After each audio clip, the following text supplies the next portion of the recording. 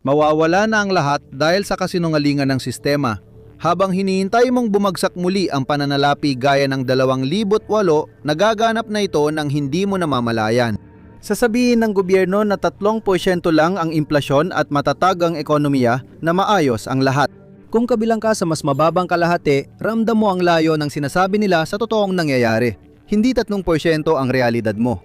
Mas malapit ito sa 100% at lalo pang lumalala dahil ito sa shadow banking system na binibihag ang $2 trilyong gamit ang mga accounting technique na kapag ikaw ang gumawa, siguradong makukulong ka sa federal na bilangguan. Hindi tulad ng 2008 ang pagbagsak, mas tahimik, mas mabilis. Kapag napansin mo, huli na para protektahan ang sarili mo. Ito ang totoong dahilan kung bakit hindi pa bumabagsak ang ekonomiya. Unang bahagi, ang dakilang pagkakahiwalay. Para magkaibang mundo kayo ng investment loss. Mukhang maayos ngayon ng S&P 500, umaabot pa sa record na antas. Pero para sayo, parang imposibleng makabili ng sariling bahay gaya ng pag-akyat sa mahiwagang puno ng sitaw.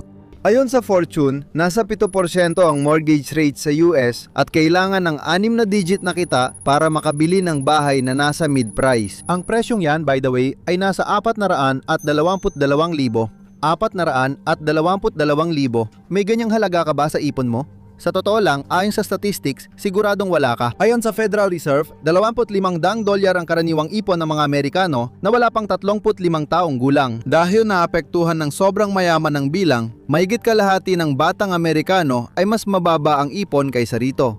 Parang sampal sa muka para sa mga nagbabudget ng maingat para makaraos. Binabalansang upa, pagkain at gasolina na laging tumataas ang presyo. Ang median na ratio ng presyo ng bahay sa kita ng mga Amerikano ay tumaas mula 3.5 noong 1985 at 85 hanggang 5.0 sa 2025. Noong 1985 ang karaniwang manggagawa na bumibili ng bahay ay parang bumibili lang ng mamahaling kotse. Sa 2026 para na itong bumili ng pribadong jet. Hindi makontrol ang inflasyon kahit anong paliwanag ng gobyerno. Malaking kasinungalingan na pantay itong pinapasa ng lahat. Ayon sa Alliance, tumaas ang mga presyo ng 29% mula Enero 2019 at may tuloy-tuloy na 3% puntos na agwat ng inflasyon o PPS sa pagitan ng mga pamilyang mababa at mataas ang kita. Mas nakababahala, isa sa 3 low-income families ay ginagastos halos 75% ng kita sa pangunahing pangangailangan. Dahil nakatuon ng inflasyon sa pangunahing pangangailangan gaya ng pagkain at gasolina, pinakaapektado ang mga pamilyang malaki ang gastos dito. Para sa mga taong may mataas na kita na higit pa sa karaniwan, 16% ng kanilang gastusin ay napupunta sa mga bagay at serbisyong hindi naman pangunahing pangangailangan. Ganyan tawagin ng mga accountant ang mga bagay na hindi mo talaga kailangang bilhin. Ihambing mo iyan sa 12% lang ng low-income na pamilya. Ang mga presyo niyan ang pinaka-stable kahit may inflation, kaya ang mga mayayamang consumer ay hindi gaanong naapektuhan, habang ang mga pamilyang nasa gitna at mababang kita ay ramdam na ramdam ang bawat krisis sa ekonomiya. Ngayon, kailangan mo na ng elite na sweldo para maranasan ang dating gitnang uring buhay. Ipinapakita ng lahat ng kalkulasyon na ang lower middle class pababa ay unti-unting lumulubog sa utang. Kaya bakit parang okay lang sa gobyerno at sa mga malalaking bangko ang lahat? May nagsisinungaling at yumayaman sila dahil dito. Ikalawang bahagi, 9% ang lihim. Habang mas gustong ipakita ng gobyerno ang Dow o ang SS at P, 500 ang totoong mahalagang tingnan natin dito ay ang Consumer Price Index o CPI. Diyan nakatago ang madilim na lihim. Noong 2023, ang iniulat na Consumer Price Index para sa lahat ng urbanong mamimili ay 4.1%. Pero napansin ng Ludwig Institute for Shared Economic Prosperity ang isang hindi pagkakatugma na maaring magbago ng lahat. May sariling sukatan ang Ludwig Institute, nag-aalis ng tabing sa paligid ng opisyal na CPI ng gobyerno na tinatawag nilang TLC o True Living Cost Index. Naalala mo ba nung sabi namin na mas malaki ang gastos ng mayayamang sambahayan sa di kailangang bagay? Tinatantiyan ng TLC ang stress mula sa inflation sa pinakamababang 50% ng kumikita sa pamamagitan ng hindi isinasama ang discretionary purchases na nagpapataas sa gastusin ng mas mataas ang kita. Kasama rito ang pabahay, pagkain, transportasyon, healthcare, childcare, teknolohiya, damit at personal na pangangalaga. Kapag inalis ang karamihan sa 80,000 items sa CPI at pinili lang ang pangunahing pangangailangan, nag-iiba ang kalagayan ng lower middle at working class na pamilya. Kung ikukumpara sa 4.1% CPI noong 2023, tumaas sa 9.4% ang tunay na living cost index na nagpapakita ng aktwal na gasto sa pabahay, pagkain at transportasyon. Ito ang pinakamataas na taunang pagtaas mula noong 2001, wala pang isang dekada bago ang pagbagsak noong 2008 at bago magsimula ang digmaan sa Iraq. Sabi ni Ludwig, hirap pa rin ang mga Amerikano sa gitna at manggagawang uri kahit may pag-unlad sa ekonomiya dahil sa lumalalang krisis at di sapat ang kita. Ang taas ng gastusin, hindi tumataas na sahod at kakulangan ng trabahong may sapat na kita ay nagdudulot ng banta sa katatagang panlipunan at ekonomiya. Pero sugal yon na tinatanggap ng gobyerno at industriya ng pagbabangko. Chips mong nakataya, hindi kanila. Ibig sabihin, ang gitnang uri ay nawawala ng kakayahang gumastos na parang tinamaan ng malaking ugat. Simula 2025, 28% lang ng consumer spending sa US ay mula sa mga nasa gitnang antas ng paggastos. Ang parehong grupo ay may 37% noong 1,972.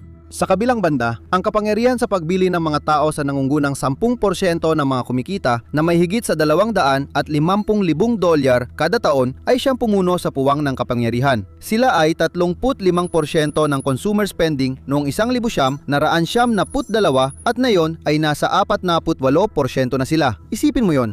10% ng mga tao sa bansa ang may kontrol sa halos kalahati ng lahat ng consumer spending sa US. Hindi lang ito simpleng kalamangan, ganap na dominasyon na ito. Lalong lumalala ang uring manggagawa kumpara sa unti-unting nababawasan na lower middle class. Sila ay 1% lang ng consumer spending power, mas mababa sa ikasampu ng kabuuan. Sabi ni Mark Zandi, punong ekonomista ng Moody's Analytics, patuloy na lumiit ang bahagi ng mga low-income na pamilya sa ekonomiya at magtutuloy pa ito. Ang sistema ay ninanakawan ka ngayon, ginagamit ang iyong kinabukasan bilang puhunan. Maaring naitanim na rin nila ang dahilan ng sarili nilang pagbagsak. Kapag bumaba ang purchasing power ng mga nasa labas ng top 10%, babagsak din ang merkado ng pabahay. Sa kasaysayan, isa yan sa unang senyales ng pagbagsak ng ekonomiya. Pero hindi pa yon nangyayari na nagpapakita ng isa pang taktika ng sistema para magmukhang matatag kahit hindi totoo. Bahagi 3, ang epekto ng gintong posas. Isa sa malalaking kasinungalingan na baka narinig mo ay ang mataas na interes ay magpapababa ng presyo ng bahay. Tumataas ang interest rate kapag may inflation at ito ang dahilan kung bakit bumababa ang presyo ng mga bahay sa pagdaan ng panahon. Nalilito ka? Mabuti, yan ang gusto ng industriya ng pananalapi. Ang mataas na interest rate ay napapamahal sa bahay kaya bumababa ang demand. Kapag mababa ang demand, lumalampas ang supply at bumababa ang presyo. Tama ang prinsipyong pang-ekonomiya na yan, maliban na lang kung nakatali ang supply. Malaking pwersang pang-ekonomiya sa US ang mortgage rate. Kahit lang 2% lang ang diferensya, libo na agad ang dagdag gastos ng mga may-ari ng bahay bawat buwan. Noong pandemya, bumaba ang mortgage rates, kaya maraming tao ang nakapasok sa housing market at nakapaganda sa susunod na pagtaas ng rate. 52.5% ay may interest rate na mas mababa sa 4% noong ikalawang quarter ng 2025. Ang mga bagong loan ay lumampas sa 6% noong 2022 at nanatiling matatag mula noon. Para sa may mababang interest rate, may dahilan silang hindi magbenta dahil mag-inhawa ang posisyon nila. Tinatawag itong golden handcuffs, isang positibong sitwasyon para sa may-ari ng bahay. Wala nang dahilan para magbenta. Pinagkakaitan ng paraan para makapasok ang mga tao sa merkado ng ari-arian. Tinataya ng Federal Housing Finance Agency na ang lock-in effect ay nakapigil sa 1.72 milyong bentahan ng bahay mula 2022 hanggang 2024. Isa itong bangungot na mukhang hindi pa natin magigisingan sa ngayon. Kaya kahit mababa ang demand, artipisyal na pinananatiling mataas ang presyo dahil napakababa ng supply ng mga bahay na yon, mga 14% na mas mababa kumpara sa antas bago ang pandemya. Dahil sa pagtaas ng presyo, mas tumatagal ang mga bahay sa merkado, 62 araw sa huling bahagi ng 2025, isang linggo na mas mahaba kaysa noong 2024. Sabi ni Dr. Selma Hepp ng Cotality, ang kakulangan sa supply ay nagdudulot ng masikip na merkado at pinapataas ang proporsyon ng mga bumibili kumpara sa mga nagbebenta. Yung mga merkado na kaunti ang binebentang bahay ay patuloy na may pinakamalakas na pagtaas ng presyo kahit may hamon sa affordability. Para sa mga unang beses bibili o lilipat, malubang hamon sa kakayahang bumili kaya hindi sila makabili ng sariling bahay. Kung naipit man sila sa merkado ng pabahay o hindi man sila makapasok dito, karamihan sa mga tao ay talagang naiipit. Pero bahagi lang yan ng mas malaking at mas nakakatakot na larawan. Hindi nawala ang panganib ng pagbagsak ng ekonomiya matapos ang krisis noong 2008. Nagba ito at naging mas malala pa.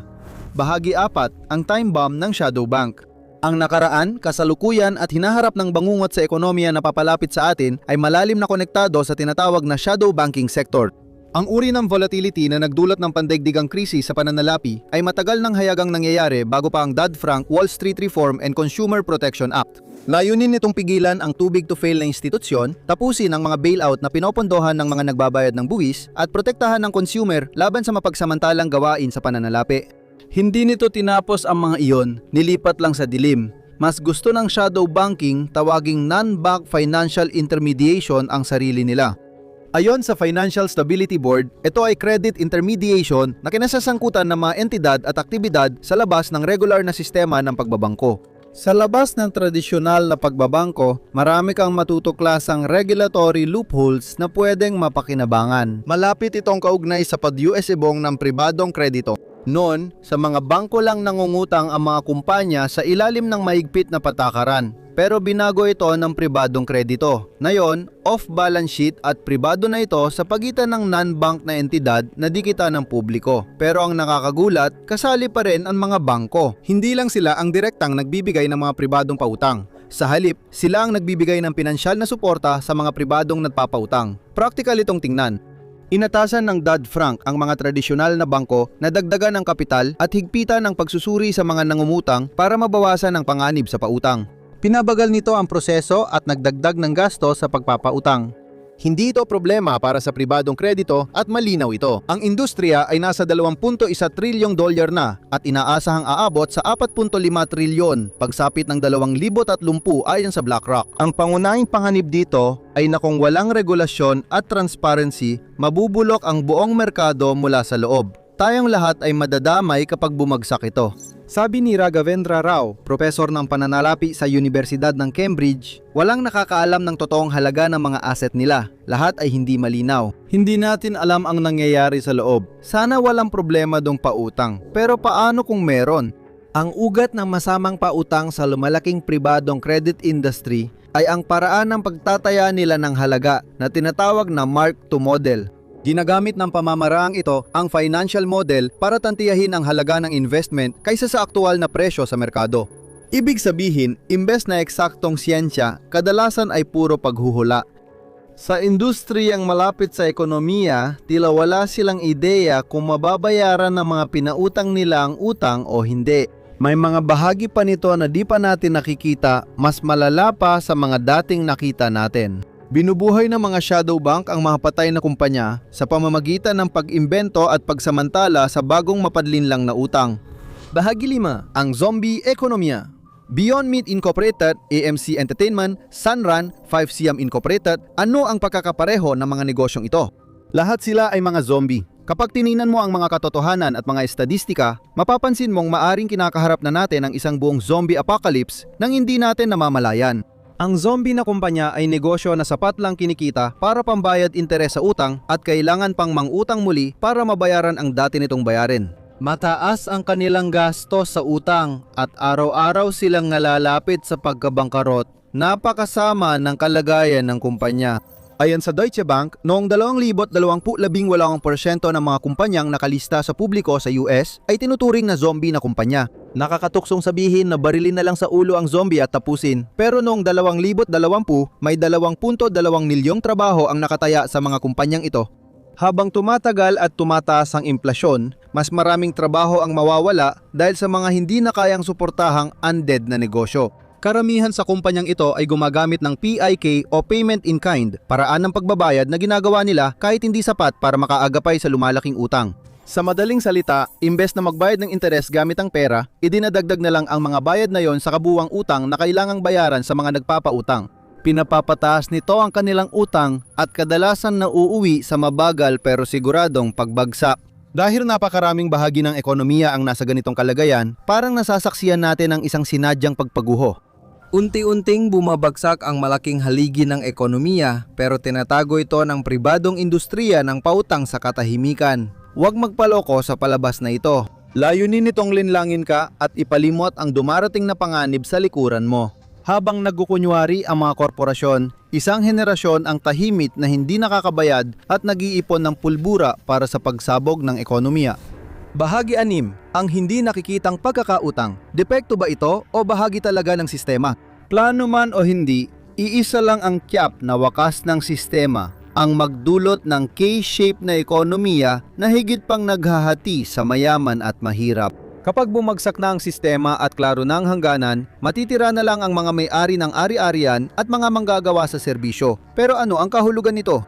Ang K-shaped economy ay tumutukoy sa isang lipunang hindi balanse kung saan ang pinakamayayamang Amerikano ang may hawak ng kalahati ng ekonomiya. Sa isang banda, namamayagpag ang stock market at ang mga produktong hindi pangunahing pangangailangan ay nabebenta ng hindi pa dati nangyari. Sa kabilang banda, ang mga tao ay namimili kung magpapakarga ba sila ng gasolina o magpapakain ng kanilang tiyan araw-araw.